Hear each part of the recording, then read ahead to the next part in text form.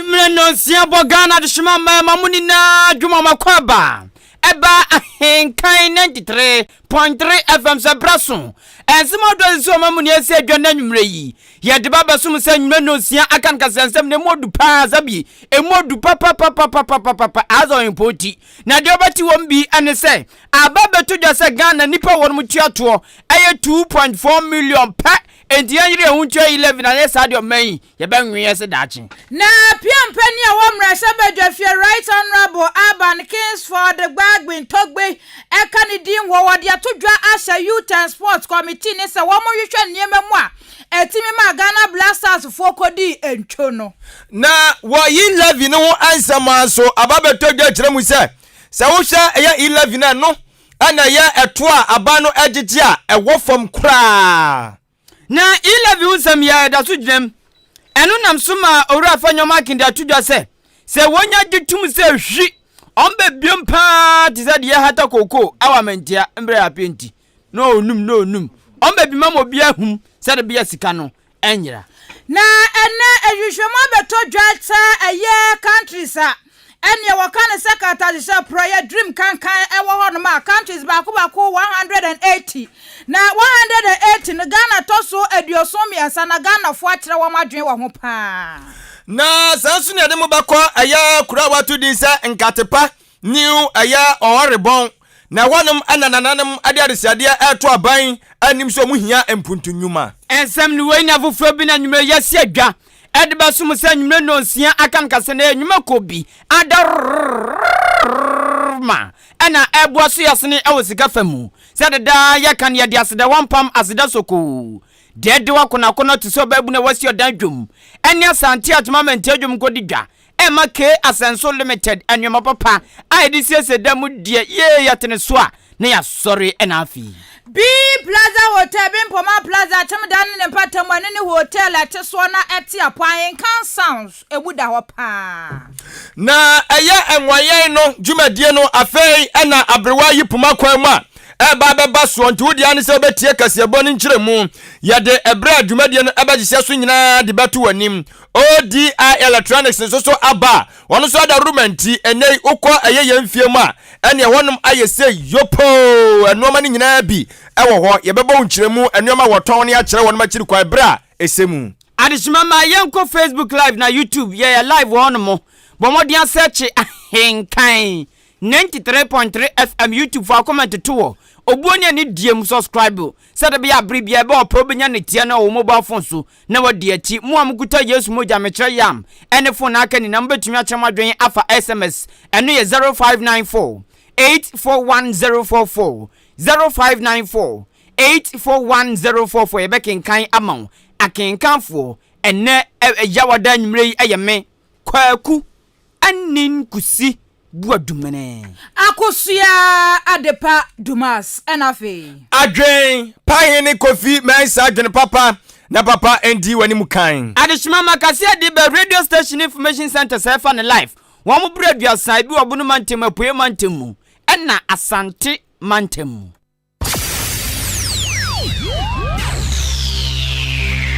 AHENKAN933FM Akan Kasiebo yebomua ya jibebia anuti Kasiebo mubati anka ewo end time information center achim asanteman Kwasiapia online radio ewo asanteman temu kumase Aluma Suta Information Center ewo jiwani kwanta God's First Information Center achim betnase Alternative Information Center Yawsero Kanyame Information Center ewo achim achikrum Cooperative Information Center ewo achekrum die yesu tumi ye information center ewo achim dwaha Awurade na ye information center achim apreku Gode wa eboafu Kojo kumi eye David Ba Information Center Dimpa Information Center achim asane Kosiewa ewa kosiewa krom Osono Information Center ewo achim esam Abnasemai Information Center wachim abnase Nyame ne hene Information Center wachim ofosukrom ena Nyame Asam Information Center wo achim kroba se eye nida so ne Awurade Prince of Peace ewo strase Somoa Heba Information Center so asom se twitwe ewo achim dan Intiamoa Junction Peace Information Center Wakokobe. Eno sewa Information Center ewo achim anyina se. Ko Sam Information Center wachim achiase. Keka no krobo eya Adom Information Center. Peace Infobiz Watakrasi. Tokuya ebutu achim odumase. Adwempa Information Center Ojinanko Jama North. Chidom Information Center ewo achim adubiase. Bono Mantemu Abapa Information Center Goka. Sumnyame Information Center eya Chirimenken. Nyankuma ase eya Nanapia Information Center. Da Kingdom Come a police level. Asuoko Jama no Bono Mantemu eya Duaba Information Center. Achiase Hini Information Center wachima achiase. Costa Barbering Shop ewo achima so brim pounds in Timpoku asase so. Edintrom Information Center wachim Kokobin. Nadum Information Center ewo achim mofram. Mempa sem I don't like asem ewo achim asene no kra no. Pisco Information Center ewo achim anyinem kutuku afia de shimama ensam ne yatwene srane abasama se Kasiebo.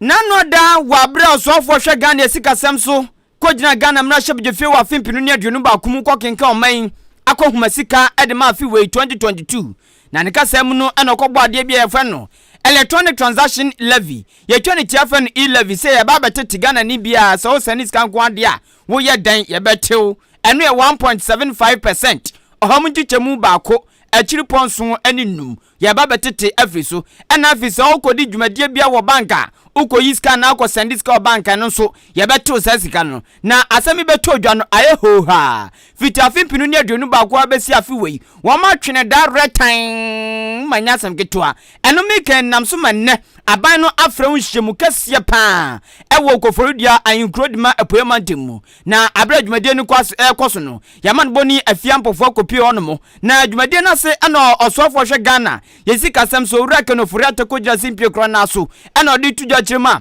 ozi han yesi anji 11 tuma Ghana for person bejatum enso o kan bibia chen ya Ghana for eni aye dodo eye 30.8 million na so Ghana for etuato e wo man musisi ayi eye 2.4 million na se esokra eni ntumi nkoba se ye na ye pioman ye na ye person man ti se Cote d'Ivoire ayi Dubai ye na ye person man ti se Germany ye na ye person man ti se London USA eni de ke ka onso ye ntuato eto ye ntua na ban beda yo man ye eni nti osofo hwe Ghana esikasem so onumnyafo kanofurata se ye nina yandi 11 ntum se de be ya obi aso betumi atuatua kakrakra na me de atotro man ama na ekra behwe oto aso kyeremu se enyumaku ankase no wo mukasem no na obi busa senti ye na ya sabetua to ni biem ana se an ye be ko so atetem to kakra ne de abo oman ho ban oze na ye nsom baako na ye mpia ne ye pia ebe kofe. Companies here, you have tax one, and it's a continuing business. Now, I dare say a TSC, no, I'm kind from the beginning say you move 2.4 million per any tier tax. In this any our concern, no, because say, oh, you enjoy beer. Na 2.4 million for non kwa in tier. Now, for kwa you do, you know, my moon, as I see in United. As I see in United, and Yanshu, we are Obia Betia, Nidia, Sanya Baya or my Beko Yanim. Odumnya for kind of foreta we no sato and some to say. Or say Ghana for papa. Say 11 yanjum, as I say, Jituma.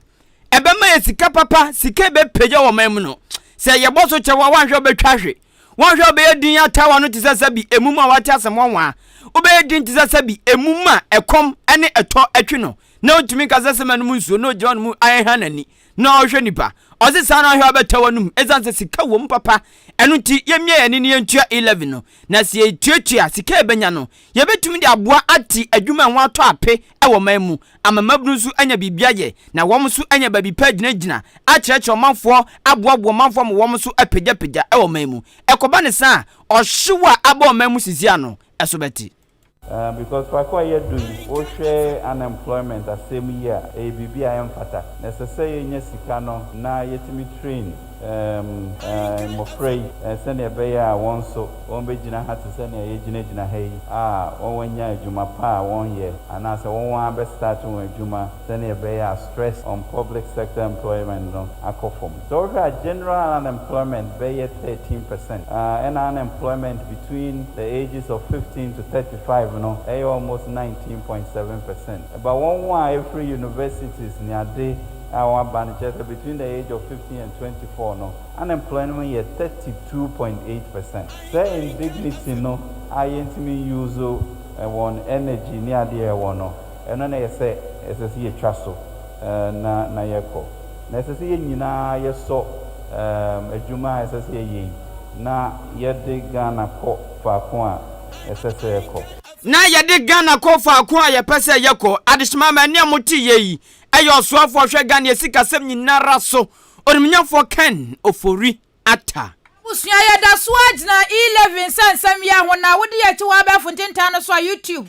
AHENKAN933FM subscribe na click adoma no so bebo nka ya sa bribia no yaba Facebook say AHENKAN933FM for comment ni go share na onuanya bi hwe wi na wa like page no wadwe nkyere kro na ubetimi da fa SMS dia bre bekenka dia ma kama 0594 841044 0594 na ene wo koforu dia ayatan wo meeting ya 11 won sansam ya kopie wo ba pa fia pofo ani wo si AHENKAN FM anem kopie wo no na emrese badwa ne ma afutu constituency wo nukura ya aye deputy majority leader ononyamfo afenyo markets tudwa wo chese 11 ya wonum dia betudwa wo ba be je Ghanafo ebinum ayo wo motribu bebre wo mokoda kura wo moda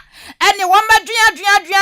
sa ba ne ba bebuo ma de wo musika de ba be scam wo no chese ntesa na 11 ya wo ba be je free Ghanafo na yade a enema wodo bi aba ne de 11 sika ne be no be memu ada ho pai atese roba de tete wache na obi ehu de aba no ade sika no eye ebia wo de ka obi ma wo chese eno betre Ghanafo ne pa ne hye pa His Excellency Ghana man peni na nadu danko akufo adushobo ya wode mo mai konkro Ghana na we bia mo cheche ni nsem na wo chese abra na nadu danko akufo do ba ba nya so wode free SHS and as a free school ede ba na yade wa mama gidi sika bia free Ghanafo ho eno nti 11 ya wode ba nyina ne se yade akodi COVID-19 be ma bedi de be so manga na so do ene be gugu economy ni yese mre boho eno ne nam so nti wode 11 ba se na be ya ebe bo na mpuntunyuma akoso na eye ononyamfo afenyo markets dunsam nyina atudwa abre na due ya wonom ehia ye wokoforu die puemantam ahenkuro ya wonom twetwe nkomo e dia fa 11 hu. There is going to be a transparent system. Emi no yo ye kotum ya track no abani zi dem 11 be no kwani contractors use deside otua no kwani ye kotum ye zi mu deside in Brenton and Ketesia people are working tensa ni juma working tenzi that work better way one concrete juma we need access to capital to do their business. Then we can be sure that indeed aban name kasa ken osayi juma no kwa dem the music can ken abani is free SHS ban one better tax in PH. So it means that comparing ambayo ku ebie ibi atena ben ibi akọ position ibi asana ababio se covid amba na sikasam anya basa minjinzi de nchaban zedam 11 baba to survive as a government. Abusuya ononyamfo afenyo markets to asu biama waka she Ghanafo yina se ese 11 electronic transaction ya be pie manga ne mwa na nadu danko akufo ado showboy eche de ba be boa na mpuntu akoso no se Ghanafo ento party samfa nto baabi wonom yi MPP NDC CPP hwan enfiri wonom adwen mo na wom focus wom fo madwen nyina endi 11 na chesa se 11 be boa ma mpuntu aba na wode tusu biama wo chese ebinum pepa wa aba be di 2024 nti wonom da ya politics sam ana wom chese 11 embo chese Ghanafo yi sanyama nyina enfiri wom tim na wom mwa na 11 no entimi nyina ne naso emide bi amakane politics me ye MPP obi su CPP or your competition. Say you pan and case in Tiama, or better than our baby. About since no idea, they be up on cinema. To know as a couple mpa, I can your politics in tea. no okabibi oduchwa ozbochu yati dida oye no mampeni kufo ozisikas akashe fango nehwehwem magana yetu fango makade was crocus the margaret brofi was fango catch on mampeni kufo yati wo radio bp was fango na was we no onya no kwada Ghana yanami ni Kenya fango imposise oya jongo yati obibi o wa bia ozimodesi nanso ne chiri e ba se ne yehuni ne hu do ya nkwa fango abagana ba yetu inde sanye dam fango ya yenye ya chinyechina ye enti Ghana ba yanfa NDC sam MPP sam 20 Abusua eni ayati ye mra se bedwane de ma de hia wono ewo afutu constituency wo finfin mantemo no kroya eye deputy majority leader wo mra se bedwafie no nyamfo afenyo marking Ghana de simama yaguso atwa ensam no so ede amawo ewo ahenkan 93.3 FM so ne yeda so wo kofodua yenyamaye na wodwumadi ekwaso no ayetan wo meeting yase ana aya wasoafo no enso na hwankitawudie dwumadie eso awa makonko Ghana mu ya communication minister aya onimonyamfo Esla Owusu Akufu wano soso ejina simpie so ne ade hyerem ebo nkoma no de to nanim se wohwa electronic transaction aya levy aya tantya fansa e-levy no abane de aba o chese aya wagichemu baako ane achiripo aya adioso enum 1.75% ene ode aka ho na Ghana fonto on mo ase no maame esrowusu achiremu se wenye mpe krompo di kan abano ede tuo bi abase ya yese wo soro ase yanhu bi da wose da bi Ghana abakosemu no ane afofhwa maama foforo so a wose babi wo krompo a etuo yetimi de toso na no ye ohagichemu be se du na da so nanso so temamfo ti ase tua sanse o man kanko ane mpuntu nwumenti waka we no se an wode amafoforo so ayemfato ube piem o makonko Ghana mi obeka sa anum so ye Ghana wose an Ghana so hwa aye August bosumi ne da August bosumi no ewo aye 2008 mu a sabia na ye ankane mampanyini JA kofo wana na tie kunya so wode etuo bi baya ne atodi se communication service tax anu sei aye hogichemu aye ensia 6% anu ode to so akire kurampompanfo sam ye tumu ade ko hogichemu aye enkono 9% enti sadia Ghana fo keka asa 11 ni etuo na ye ato so na doso amoyama na ye esrahehe no ose da bi enya sa na tie bi aba atwam. In 2008, the government of President Kufuor introduced the communication service tax in August of that year, and it became another source of income for national development. That tax was introduced at the rate of 6%, which was later increased to 9%. E-levy is being introduced at the lowest rate for any tax in Ghana comparatively at 1.75%, less than 2%. In other countries, digital taxes are being introduced at the rate of up to 10%, and they are paid. That's the UK, and we go there and seek loans from them to finance our development when we are not paying the requisite taxes that we should. Na mame Esla Owusu Akufu dibi eka ho na wo kire mu se Ghana fo sadi amanfo akeka ma na toto bi mutrim asa e-levy nya ditumu pa ene ekoma bedi nkrofo yam de se wani tua ne tetere no wanhwe asa baba biemu no mame echese anya no kreda biara da obi biara te sansem na wombongu na emom e-levy di na mapan koso be ma amanfo afu ayese dotwo amanfo beba ma sadi abeya ebetimi enso abo akwam kwade obi no bi ani abere obi enso nioma ento de chawpa akode ama osono weye akini akata manso ko NDC se won mo entiase no mo nyina adwenkomba nkromu na wo monje e-levy no entum. That the e-levy will not bring about any negative changes in consumer behavior, as electronic transactions afford us the convenience, the safety, the security that we currently enjoy. Despite the NDC's opposition to the communication service tax, they never repealed it when they were in power. They didn't even reduce the rate of the levy. And I appeal to them to cooperate with government and work with us to pass this levy as well, because ultimately the results that we got from the communication service tax, which clearly did not destroy the industry, will also be evident post-implementation of this levy, as we are all working collectively to enhance access to and use of digital platforms. Na ne krakra mu no mame asrawusu akufu editor subiam kyerɛ mu sɛ sawusha ɛyɛ January bosome no ne da na dikan ade ba besi ɛyɛ January bosome ne da to so ɛyɛ aduonu ɛnan wafimpi no ɛne aduonu mienu mu a ɛne wɔn matimi abɔ mo mɔden atimi agite nkakra ade free mobile money transaction mu a kyɛsɛ no ɛyɛ 333 million ani achire kura ajeso de ba Ghana sika ni mu pa de a 75 billion ani achire awo chese ampa we de pefe se sisi akropo efa 11 mba ne enya sika buti we de afri we ani de 11 be kan se pa oh Ghana ye tu sika futuo yenya sika duru anisa ni nsam no mu chire mu ni. As we speak, and we have the data for mobile money transactions from 1st to 24th January. 333 million plus mobile money transactions have been conducted just this year alone, from 1st to 24th January, worth and the value of over 75 billion cedis has been transacted just for this period, and the month has not even ended. I don't have the comparable figures for the banks, but I dare say bank transactions will be just about a third of what we're witnessing on mobile money platforms.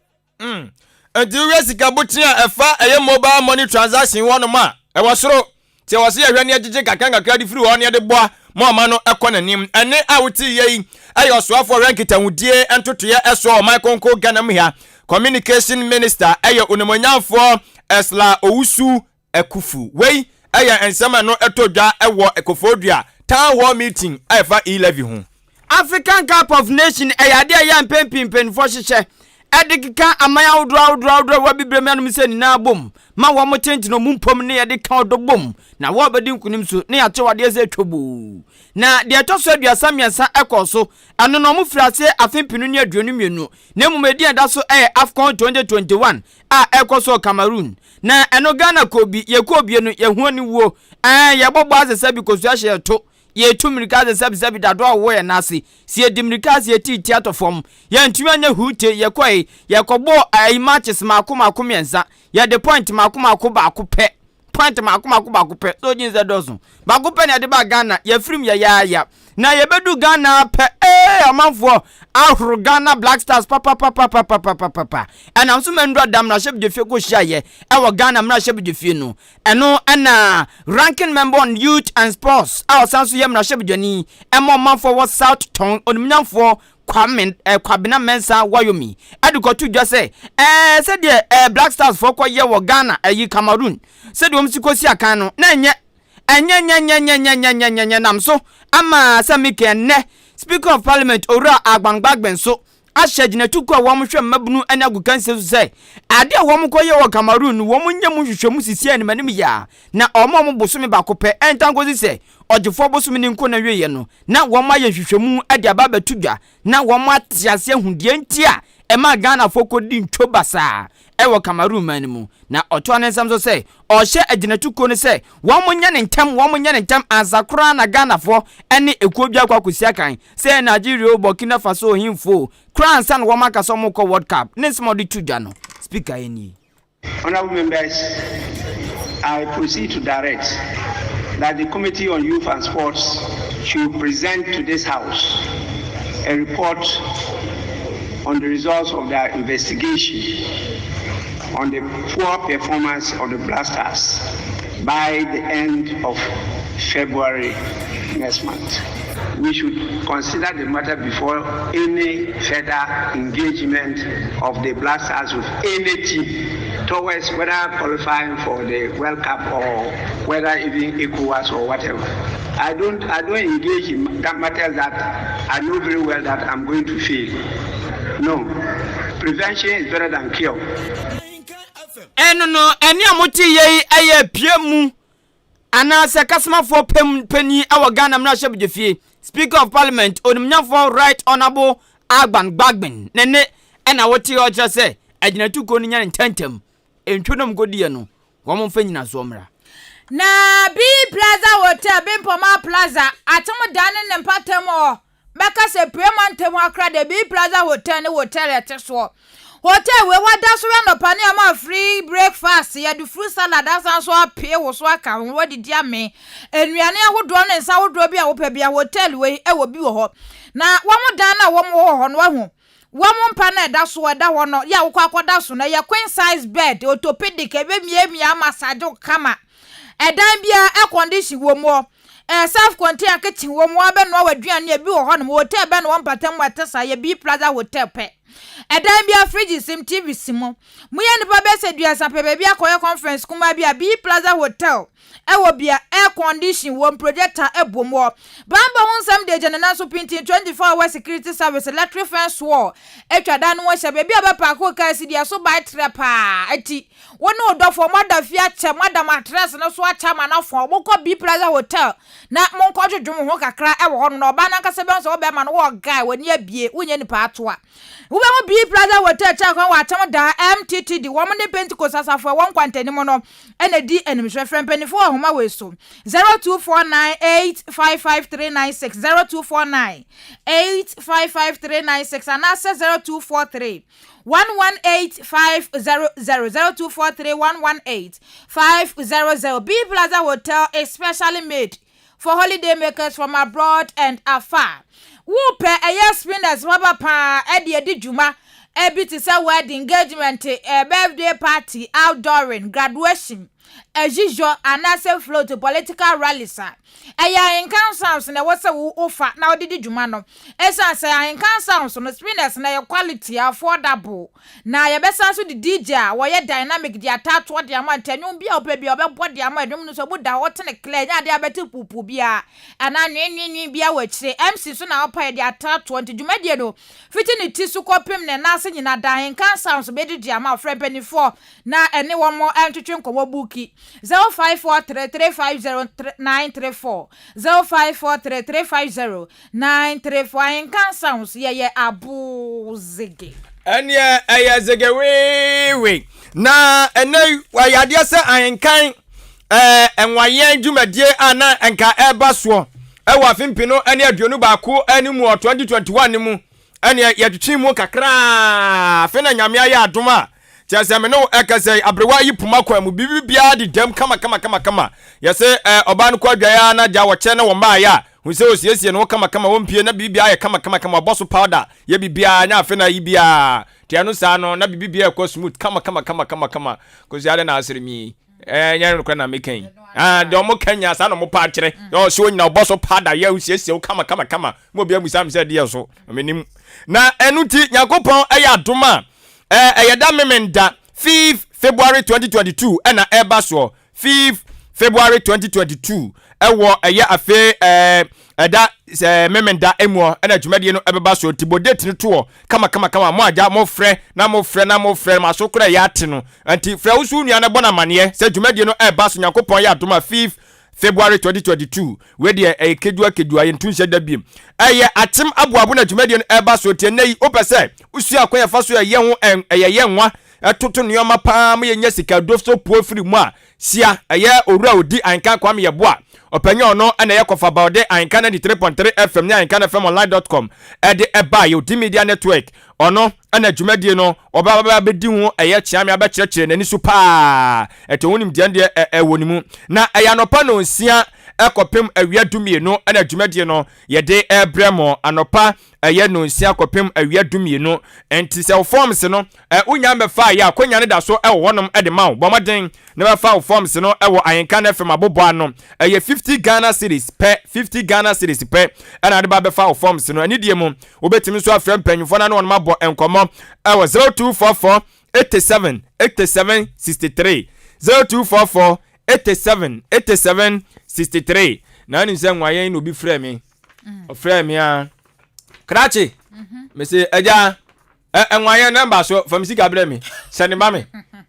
se eja abotre nko a se me ka kire se wani ewu ni ba kro tie me jejeje ya AHENKAN fo yenye za o kalabule fo ne yanka ho eye sa na enye se ye hyehyɛ da bi na amaso a ɛkyɛ sɛ dwumadie no ahye ya na ye pebre a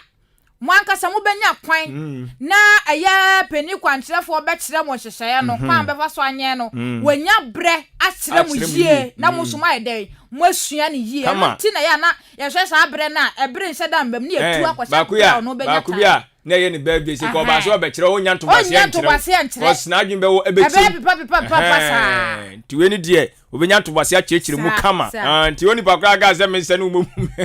me se ne ma wo no wa botre wai eba so na ODI Electronics so ayiniti na ODI Electronics de ne no ma wo ye no ebra adwene ntiase so na oba ye wo de TV ene wa hyehyɛ ne se pompom fe na ode aba fridge eka ho ena deep freezers so eka ho gas cookers eka ho blenders eka ho kettles eka ho washing machine edonso papa na wa hyehyɛ ni nyina kama package no ena ode nam ena ebuzanze na we ya ode kwan na o hwe Ghana for awuradia na se ma hu se Ghana for mbobro no emu aye hyehyehye na emu aye hyehyesa no ebu ono maja onya scan kakra bi a onya ade bi opepa na so se obedi beto no o se yesa okoba bi ase o gise okopa bi kan o gise so ansa na obeto se da bi ono onya ne sa kakra na wanya no fabra na ebetuatua ne kakra ade kro no utua wie ya pa no atam wade de ama kama obi wonom so onya kakra ye mmoto o se o we de enso ti we de ma me fan kwotwa mani nya akase a wo de sa na tri ho sabi afudwene na de akọ na de kro na apese woto no amam enti wei o se home appliances ne de tua ne kakra eso ya ne apija wade e de ama kama ODI Electronics ewo eye AHENKAN933FM FM fidua kro na mu ena one no ebuto ewa chim aboabo enti oduru achim aboabo main station ono ma wo se o hwe ba bia abozege ewo no anasa AHENKAN933.3 FM wono obi abekyerew one ne nyina na wodan kura mu anasa obetimi so afre eya ahomabofo yi na one mpanfo atwetwe ho enkomo 0550 90 06 00 0550 0550900600 no and to open in TTM so as 0550900600 simple tia yanko ke asenso limited me pacho se uyo bia wasam ye twan ti se bi krama tadua na odi wa ho ti se ade bia beti bia obadwuma kinye ti se bible mu ayi Thomas a ana saade ne jana mwo Ghana yetu ani si ade ba koso a yebedun dwuma saa yade wo frokra ba mu nyindi Ghana me pacho ebraso wo se yesua ne sakra nwemam ke asenso limited oyowura bia nani afi wabo brase tam onya no hu ze tam omebu omeyo hwe otenkran eden no hwe papa eden no hwe enkunya gwa no se no ode bre free ye yusu ni free tables and pane de egu kan nada ke asenso adaroma na utina kunya mu yadwuma un say yes utina kunya mu yadwuma un say yes me pacho de bia na e ka ke asenso otonto furnitures enwema ne bi ti se empa bookshelves tables enkunya de di sese damu de e ke asenso agachi o de frɛ ne kekɔ won kran enwema no frɛ na ka de opɛ obɛ ye ne kama de abrew wabra ombolol fe kabia na otona de nso a wa bedun wadanse papa ebeche ni nua no nua pa ena ode ayesa nwema wi owodade de nso ntiade na bia akonya na opa no achim de opɛ table ade na achim eguma odro ke asenso meted na woma gina tumpre ko pe friend 0244 568014 0244 568 014 Abusia fe ya to Akasiebo no eso na wodi echi wa be fontentan so YouTube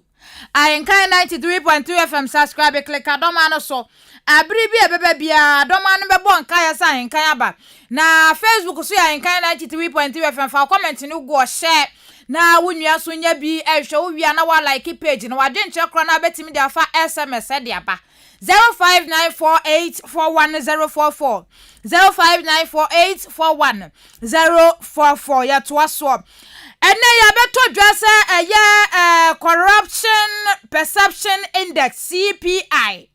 ene wonomo ade ya beto dwa no eye Transparency International TI4 and wakwa ye hwehwemu bia eye mathematics ni hwehwemu ene won ma calculate ade bia keka ho a times bie a divide bie a minus bie and wo mo hwehwe ye wo mo kyese aman baako 180 wo ha ne eye aduowotwe ena kyese wo hwe eye corrupt countries a wo wiase mu anum sei afi wonum sa so kyese wo hwe man Ghana ne 180 wo ha ne aduowotwe ne Ghana ene ye toso eye aduoso miensa 73 na wo mo kyese sa hwehwemu ye ba bontin etrese Ghana katasise dream kankan proye eni yedimu tintamempa ewa afimpini ne aduonu baako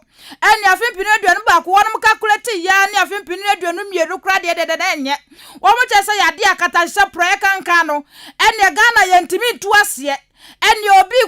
kwa school krampa form sa kwa fele ya beti bibi kakra bribe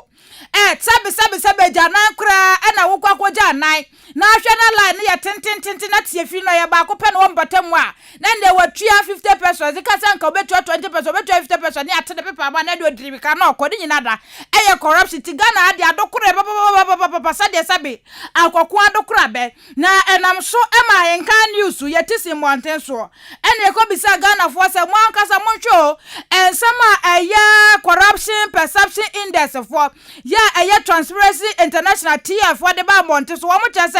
countries baako ha ne de watch 180 countries ya wono eye corrupt Ghana etoso eye duoso miensa 73 ntemo ankasa mo ade nkyere wo ho ne se na Ghana for akyere wono madwe mampanifo no meye na no maye corruption de ye kase betu ase na nyini sase e tse Yesu banza na corruption ase betu me makota ma de 1 cedi ni me sanfa maje 1 cedi se ni na corruption ni bia nti ya de say na 73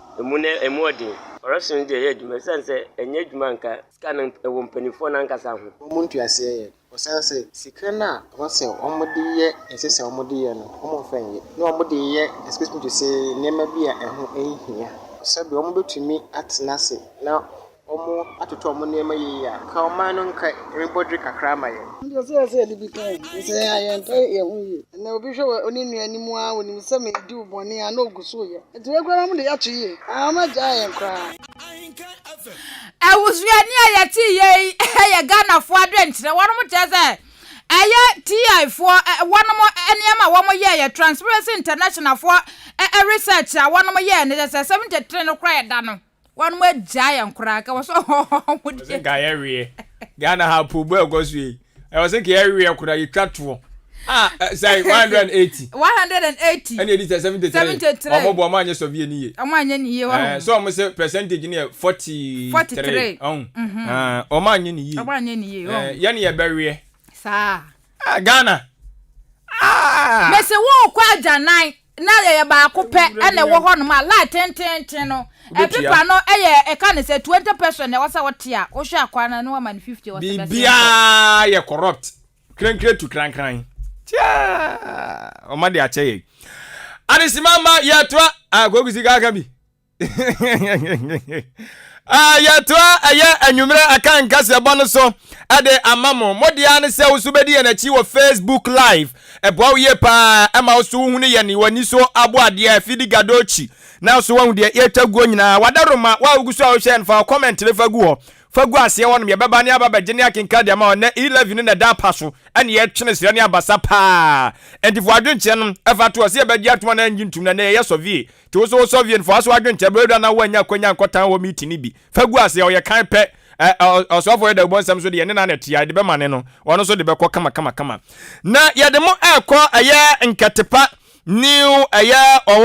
oworbon na wonum ana ahemfo wonum wonum ne kromafo no wonum pai lai papa omo se anka ni yi na biaya nka wonum eman ana so mu kro no ewo no na nka ban aya kosombo dam ne pa na enso so mpanyufo aya nhye no mo tie se akosombo dam ne ye hwe ne aba besie no ebeka wonum enti ewo mu konsa ede omo eba kwawu south municipality ni mu ana omo babo omo sesien na omo a kire se wohwe ɛyɛ akoso modam na mo ɛyɛ na ka won mo saase ni baabi na o ma hwe ani mu asenka agya enka aban bɛhwɛ na nka wapɛ bibi kakra de ama mo so o monje na nka agya mo so momfa enhwɛ na agya enka we yɛ yase sabode ase monyimfa tutumu ka ebi na nka ntimi emwa ye pa we yɛ voter river authority for VRA o mo so ma bo mo abo aban na aban ni mfi wo mo ɛna mo so yo yate mo mfi ade anya hwe na mom monhwe na nka ya kwan agodo asese ni nyina no ka monsiesie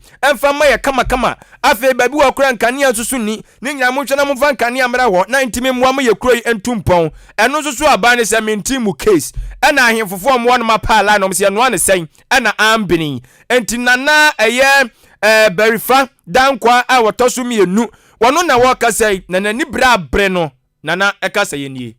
me kura me yesa kakroma me mahabi ya kwana nam so ba hase no me kwa be ka me ba ka ne ko say saban betima boan aya kwa ma wo say kwa no mo ye ba de bat de mi hu na hwe a orobo hase kwa ne ndu hase enua and the shortest place so anka be fa be ba hase ne ya doso na wura ho na ba wo kita 4x4 ntimi ba ha nipa do say di minya 4x4 dan be mini minister bi say ye ba kroma minister me moni din say ye ba ne ya be hwese betima bi wa ye ba du kwa so dan no so ma de ka no be say ntini wa minister kra pa no aban na ma ne ka no na ye so ya toto e ka be den ti hia aban mu apa wo sa eya ha ekwa ne nye entina na kura za kuro no aye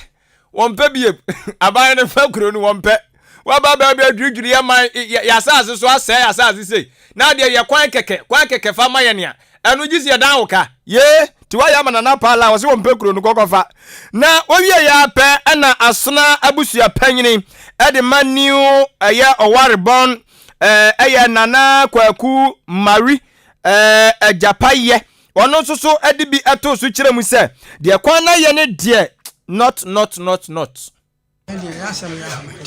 is for the shoot I say come and do your bind me the kanda aban mo ye kwan no katepa orubon ko amamfo ifra do so ko sena na mo wa ye ni akasi nyina ti na de ye kakra fie na no bese wana na ni ahwera fie na ya ka no afia bese sa ka 3 years na enkosi dabe ni sraban na dawroma ro kwan ni so de ro no ko na ni muda na nka ko saf uyin ka tapagwa no akebia bi ele e chen na nso so san okwanti bia no asai sraban se omwan wei eye asona abusua panyine de maniu owarebon nana kwaku mari ajapaye na yete eye ne nka no na ne kura mu ne timamufo so se ayenkan ya obi ka ya pomdin nsem enkonkan ya kyerɛkyerɛfo nyinaa so mo gya de kyerɛ asanse omo ba pɛ apomdin nsem enkoyie babi om bɛda ekwan bɛfa so aba ni nyinaa ye haw ɛda kuro yi mu ya this ready e wo kuro bu ha hia ye papa ne hospital na ye kwan na afin so ye pe police station no ni ade ready e wo kuro mu ha ye sraban hospital no nurse fo no ni ade bi kra ko wo kra kwan na enye ni ntino ma obi wo kwan ye sraban se omra no me kwan de high pa na ma yi bibia so say kwan nye ni ntino yi bibia say enti say bro say kwan de wo momodia kwan de ewu hia ye pa say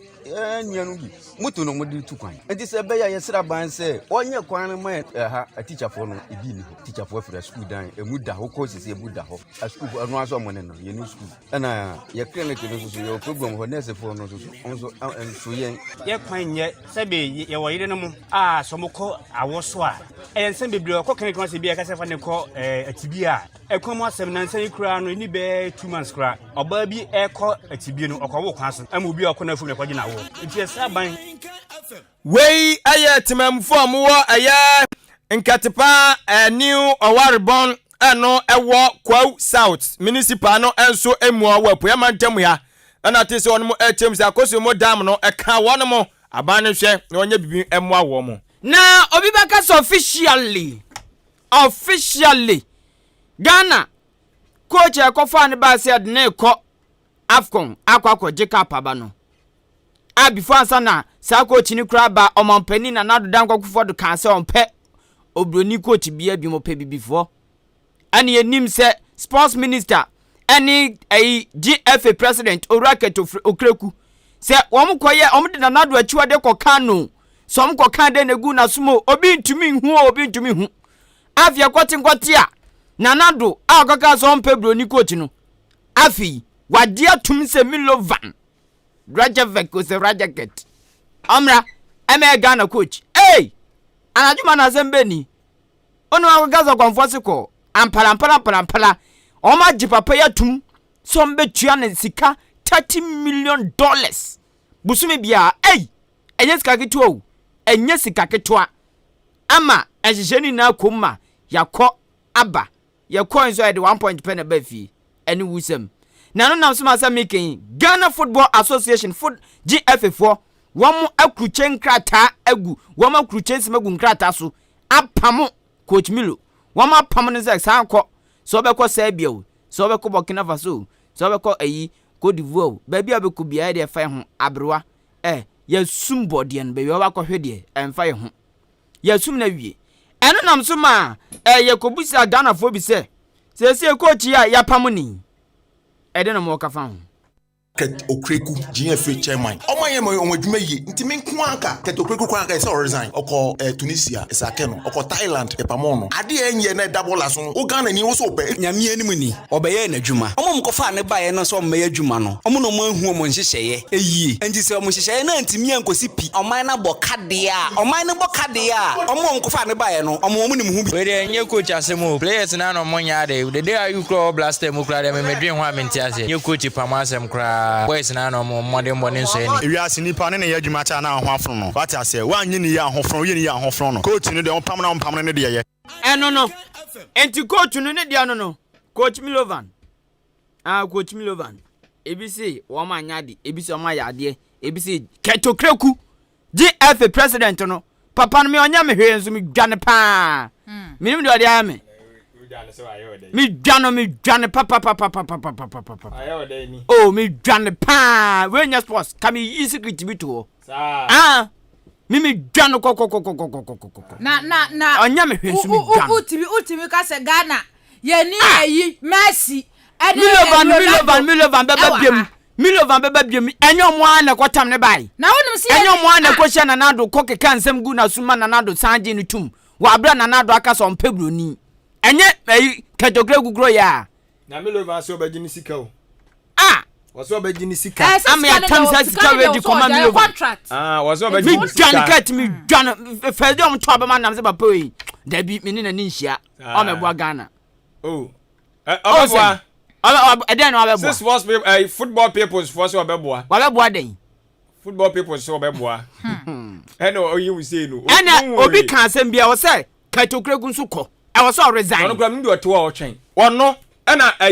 kan say minister, sports minister. Omu nyina Yusuf Mohammed. Sports minister on hwe na matum say sports minister grand fatan. Fatan no mu nyina mo bekọ, omu nyina wo so omukọ. Eno mu so gina parliament ka sa so bia asem bia sia mo hu de onya ne ho.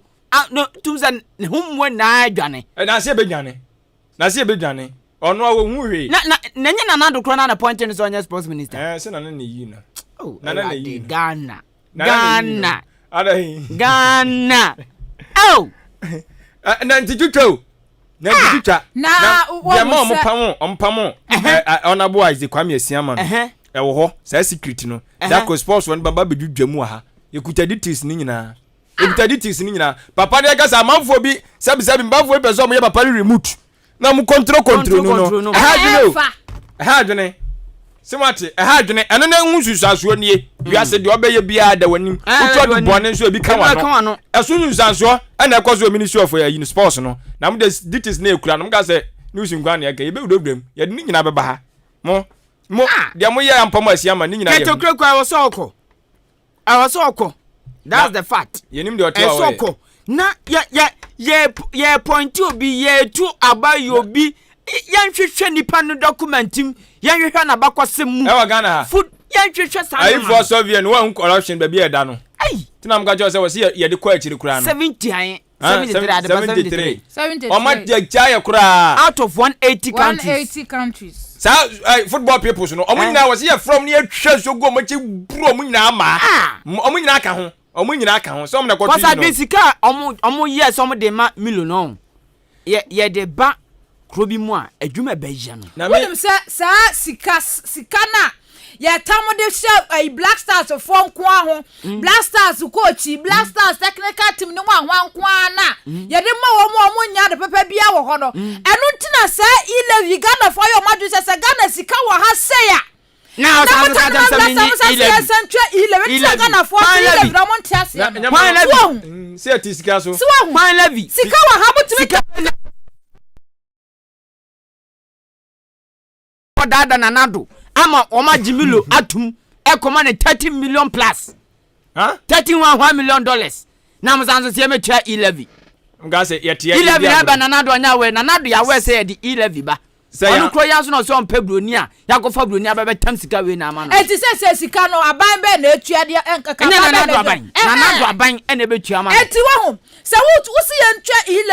11 ne de enim se eja atuo tua no eno na di mpuntuo ba eno na yede ye niema na sese ya tuo tua no ebia sika ni oman ni mu na etua atuo na yede no aye mpuntuo na sese sika wo oman ni mo ena wotam sika edi akokoma Black Stars for se o monye we kura mpo de anya se mo kwaje kap aba mu de mo qualify free group stages ani edi sika we di amamo na edi sika we di amamo ni asambe ka che Ghana fo na ye te Ghana ase ye mba metua to Black Stars for kura ka edi sika ye mo wo wo mo qualify so mo qualify the free group stages no kwa no dodo na nte Ghana ha enzi dodo na nte Ghana ha ena ka ye kwatam sika we di ama wo mo di sika we wo man yi mo me problem ni say sisi ano ye ba betua say sika we di ama no so obeto adwuma no so won to aso o ka se wo gin so obeje na nti isi ano so financial loss no nya bi na aka we ade adwuma ne ama ne to aso sai go gizi adwuma ne ama ne to aso sai hwan ya milo ya bi onko na se e apostle obeji se sika we wa bro nya nwa adwuma dia se oya adwuma mpo na se milo bo adwuma se den mpo a sika ni nti onko go gizi tie ni yo sika ni nti onko tie ni yo contract o contract no ma sign no am say 2 years and the contract the agreement sisi ano ko sign contract say 2 years e say sisi awai say your contract na oni company no wa na say contract no nson na company no ana say company ni say kwa wo ho kwa say odi ne ko labor commission wan tio sika na ma wo ho kwa say yes and this year be treasures carry man wa bla million yen wadwuma be tia 2 years wa bla yen wadwuma oh ani ama ne toa so say David na 2 years no so no nko na nka onya nsa eye adwene a ewo bibifo ye trim se me nua bibini mi ye adwuma ye nyina ye wo adwuma ba akum ne ya fa ne so man be di bibie nim a ye di sika we be man na di ntene da bi menye ene ye ba ko fa ni pa afro de na ba enu ntianti million wo je ne contract sika akwa wo onye nko wonye na wo nko mpa de sports one make me ye ma me se yampa se sika we se ye ma na ko ye betua se sika ndia ma no 2 years contract ye betua de ma no de ane ye ka menko a won tena on ye mpam Yusuf Mustafa ne mpam IGF boss omo mienu ye mpam omo because omo na ye tin omo na omo ye akoto bread e de abeto ana omo trezo menya milo omo no so osiasiwo ti milo no omo di begum no omo enjoy ti ye pam omo a ne ya form ayifo foforo tim foforo omo place akobo boy ketokreku ane won penifo bia ka football no na sesa fakwa wi na meka no we me nyo bia no we o me boy we makwala we mi nipa we sa ne akwa sesa ayifo abegum tingolo tingolo eno gum coach we keeper ayi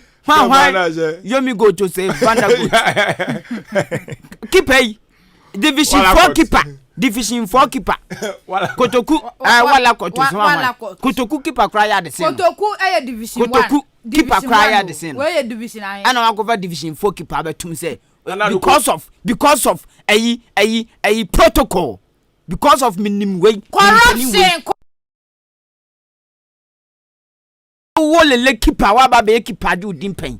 abro ni be yo person be di dinti so many the same procedure and wa kwakọ phobia ba betum say because olele we gusi aduna ya treni o na da ho nti wo fa honum na ko duro bi ba na so am na fa say police ni a wotua bribe ni afo na djuma ono susu duru ono ma bribe adwuma no sika no re ko beje onyai ti sa na tie Ghana awurade ya wo mujai omujai wo mujai na taxpayers money ne ye de hwe omo o mimmo die se milo sika no si ye betua ma no sa 2 years no pa wa bra wanya hu adwuma dia onza ma kan so sa ho no mu nkyire mu pe na wo na me kan because me nya report bi say wo so be gini sika no mete ye ne ye so a reject by na information e ba no so wo se na nya official se apam no be ye official no ye so be gini sika so be gi dia any financial loss to the country for that matter no yamani nya adwuma no yamani ya adwuma na no omo fiafia no ho no ana we dey 11 no ma nya ntuma ba na so be hye papa omo fiafia ne pam wo mo 1 million kwan sika obetwen from man wo nya sika ketewo na ayi ekwanda ho kwanfo atutuo na yenya sika nkoye na taxi de ma broni so woni mi nyi ntum ti wonso wa woni ntum ne pejansa mi nyi ntum because ye wo sika we won mo na mo san de sika ye sika bojo na edidi dwa no mo san be tatan se ye ntua how sika we na ho mo san tatan se ye metua se wo ko yitra esa ena ntia mu kakra menya wo tan ho meeting ya se ne sa wo ko yitra nda sidisa na ana sika tranda citizen se wo ko yi so wo ko se ne de 3 cedis 50 pesos na ye de apeso omo gi la bituma megu mi mobile money na Mercedes car bank mi ko yi a me sign check na makoyi eno nteme kogusi sa momo yi ehun nsem na ya na ebibia ho na dia moye na Ghana ha no ya hunu se 11 nkwa na beboa mo amo man na konkan a mun ko na munim de wom eno no na me che se still it is omo yetan ho meeting omo wiom sa be kom na hye bedwafie me boa on be sa ko it is still na no parliamentarians for the be approve ana me boa and then na mo ni dom ketua ni dom kase no mo mienu mo sisi dom kase no mo na mo ho kiri mo ade na mo va mo nzafo mo tunam no mo nyaa mo ntia ase preko because dem mo ye mi huni se fafa so bi ama o ade wa sisi first no say ne 1.5 ye beto 150 pesos ye gi 11 tuma ye beto 4 cedis 13 pesos na telecos for telcos for se wan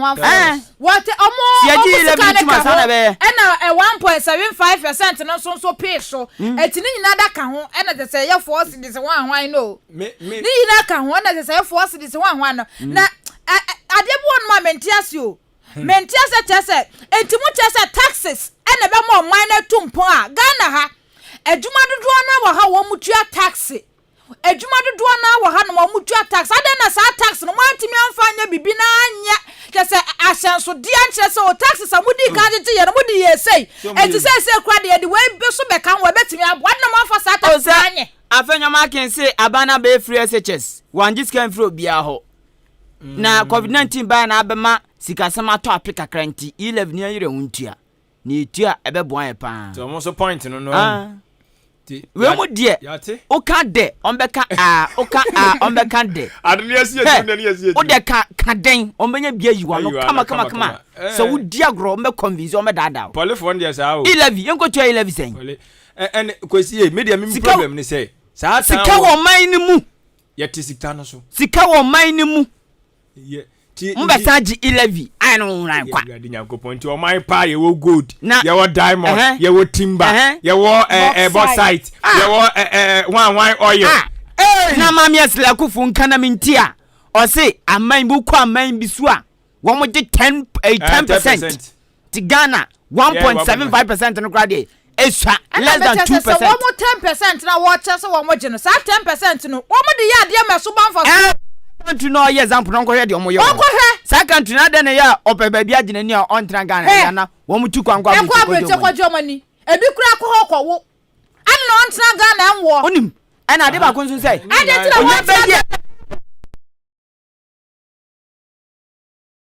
no asesa ne mane ne yira ko do brutiri ono mo ta sa rate na mo ka so mo gino wo mo de bonkro se yanka o ba kwetara ono mo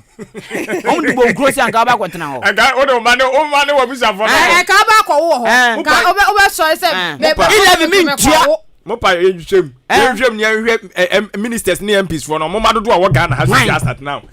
o mo ya mo ma ene o mo yiri na agu aburochire mema na wo be kana de be kana ya se dwen no akopɛ mo yare na ma furu no jam mo yare ma furu prepu ana mo ko sa country ni 10% o 6% now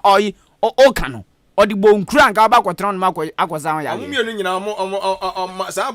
tu ho afo ni nyina pese me kan din mumienu nyina ma di o ma na bro pa na ise yani ada ho e ba fie ni se yi no yani ada ho mo yan ko ya na aye no ya fa mo afo adwen chemra ojo se wonya wo si wuntua se wuntua yi manye momu no ano no wo yan kwa de abetua ene ye besa ko bone milk konko okay ne de agum eno so another point every minute bia na me cho se me de 11 minute e ko Ghana e woska na yabu akofi Samuel se me din no na o si 11 no enya magana enti mayanjin tumna anjin tumu china o si 11 no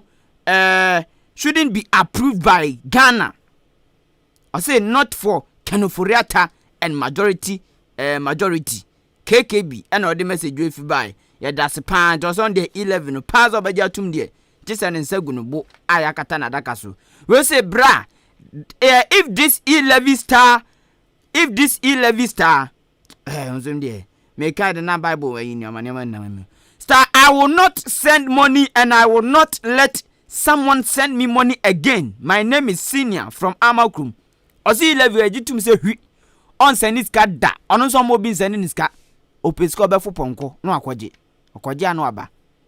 Ono so di bi mo bi anu afoponko no de ko. No aba. Ofoka no bo 10 Ghana cedis e kakura. On fan send me 10 4 cedis. Onye. Ehun sade bo on ma. Ti se de wakokrum. Unim sade we pa ye toni sei. Obeko na de atoso no ekosoro onto obesan wacha goton ba bia no boarding eno kwanya ya tese de obeto na boarding ne wo na ho no ento so on ne de no pa so be 11 no mo da bi mo njintum na emo mai we say afia akosua ade padumas kwakoni nkosi buadum ena adwempa hene kofi mensa adwene papa na papa endu anim kan masse ba bia anwumre nyame nhira mo ene nice news Modibai and after for sister course you take us a live ewo achimdan new market as run mo line no te a o take us no na o se muda ho ye papa panja kesen koma ne ba ama a oko school ewo judru enti special good evening enkoma no ye da se papa eno so wadwenkyere yenko Facebook live ni YouTube amon fodwente wa mode fa Facebook e ba ye nana akwesi obede wadi aba watch so di free achim dioku na no so wo se wo hwe life wa achim dioku watch say ye bu adwuma baba na ogidi say 11 no ba be bu asiesie Ghana ebiebie adwuma de ama mmebu no wo se nche kese nkoma popo g ye wo no wo achim da na Dr. Baba Zamodi aba we di aba watch say hey mo soja ne pa you guys are really on fire ya so ready papa akuma foster de aba watch so the frachim ayirebi yes atim bi ani wose university lectures no one more cost strike na wo hwa ohaw ne atete de ba sukufo no so nye ohaw ketwa enu nti we dia wo sere ankoma mparampara we dia wo sere aban no titiwo ne asoye a ohwe ehumasuya so se wonti achirefo yi na wo masede no wonye sa onye fama hobo Dr. Baba Zambo sanso dia ba bi master plan junior kintampo was say fix the country for na was say one more extra Ghana for kwayo mbefo aso agi 11 na tumesanse wo chesa na be boa affect wo man no doctor osi nchega se nkoma ononyafo Steven team income national chairman ne dia wode eba ye no fixing for ho the fixing for no so nchirechiri mo see our fixing the fixing for nchirechiri Selasi diaba patriotic voice go suzongo watch say NDC party no eyade a one mo face niam ahodo bebre na ni nyina ne say 11 ho sansam ya no ntini wono de obeto akoso a aboa na 11 no akoso watch say enchakase nkoma COP retired akwasi mensa na afi lawyer Justin Kodua Frempo amafo nche wo mo de fa Facebook by bring ntie de besia na ya sorry so yati adwe bia ni ho yeko enko okay yeko na nyame bo kire mu di Mr. Daniel Asante Amofa aka Osoja na watweda wo asene abronsan ase ochina ti Mr. Daniel Asante Amofa aka Osoja watwena ni ahweban nyambo chomudi na watweda wasene nti adofo ya munkuja hom munkuja hom enwe ye producer Kwabena Akim Kwame Asante aka Sir Charles odie ku Facebook live na YouTube akenka for na ya wada nwumrei Mr. E-Levy against kwaku enin kusi buadumene akusia adepa duma sanafe adwen pa hene kofi mensa adwen papa na papa endi wanim kan Kasiebo yesi atiamopi jamamumo ni tie Amafo mi chiechia na mi busa se